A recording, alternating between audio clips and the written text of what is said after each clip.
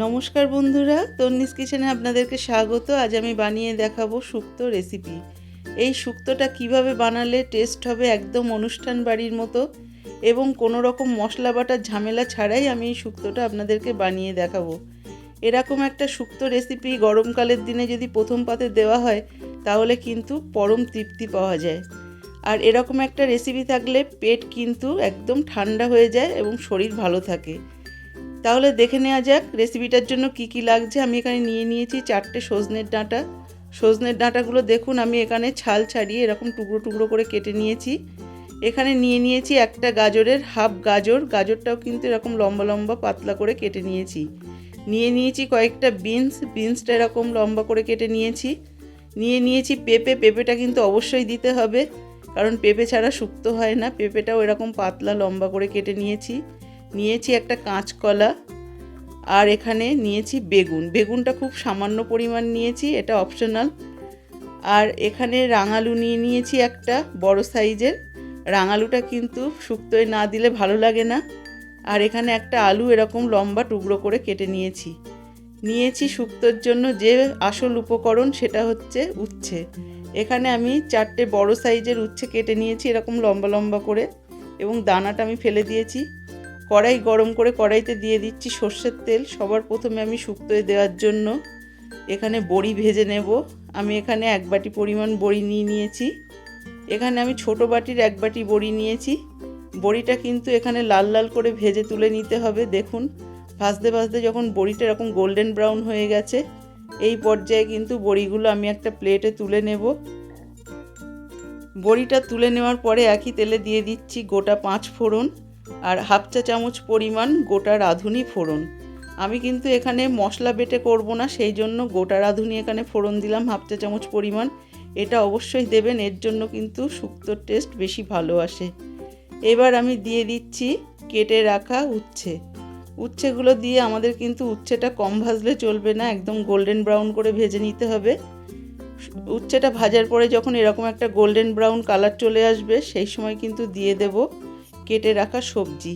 এখানে সবজির মধ্যে সমস্ত সবজিগুলো আমি একবারেই দিয়ে দেব, শুধু বিনসটা এখন দেব না আর সজনের ডাঁটাটা এখন দেব না।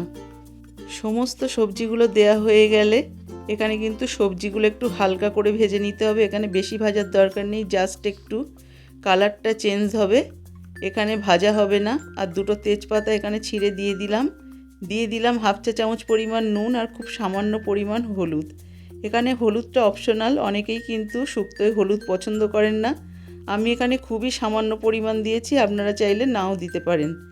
এবার আমি দিয়ে দিচ্ছি কেটে রাখা বিনস। এবারে আমি দিয়ে দেব কিছু মশলা।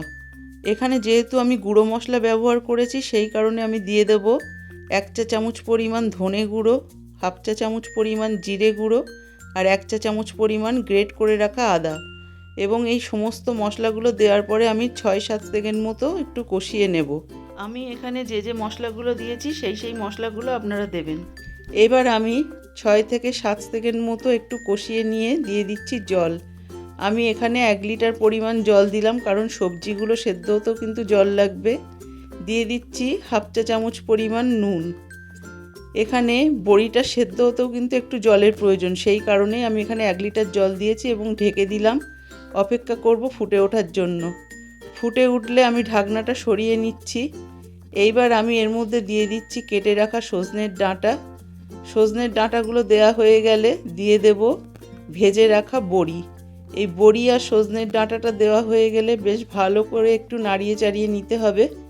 এইবারে আমি ঢেকে দেব আবারও 5 মিনিটের জন্য। প্রথম 5 মিনিট আমি হতে দেব একদম হাই ফ্লেমে, এবং পরের 10 মিনিট হতে দেব একদম লো টু মিডিয়ামে। এখানে 15 মিনিট পরে আমি ঢাকনাটা সরিয়ে নিচ্ছি।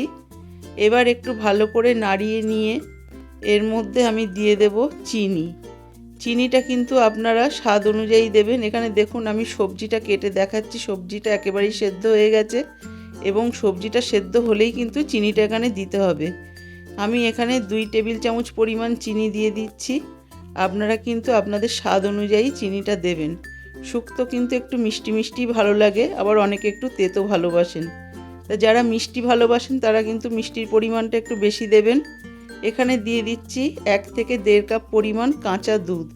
আপনারা যে কোনো লিকুইড দুধ এখানে দিতে পারেন, গরুর দুধ অথবা প্যাকেট দুধ। আমি এখানে প্যাকেট দুধ দিয়ে দিয়েছি 1.5 কাপ পরিমাণ। দুধটা দেওয়ার পরে কিন্তু আর খুব বেশি ফোটানোর দরকার নেই, একটু ফুটে উঠলে ভালো করে একটু নাড়াচাড়া করে নিতে হবে। নেওয়ার পরে আমি গ্যাসের ফ্লেমটা অফ করে দিলাম এবং ওপর থেকে আমি 2 থেকে 3 চা চামচ পরিমাণ গাওয়া ঘি এখানে ছড়িয়ে দিচ্ছি। এই গাওয়া ঘিটা দিলে কিন্তু শুক্তোর টেস্ট একদম অনুষ্ঠান বাড়ির মতো হবে। আপনারা অবশ্যই একবার ট্রাই করুন, এই শুক্তো কিন্তু খুবই ভালো একটা রেসিপি আর খুব ভালো লাগবে। আমি এবার একটা বাটিতে আপনাদেরকে সার্ভ করে দেখাচ্ছি, দেখুন কতটা লোভনীয় দেখতে হয়েছে। আমার এই রেসিপিটা ভালো লাগলে অবশ্যই সাবস্ক্রাইব করবেন এবং লাইক দেবেন।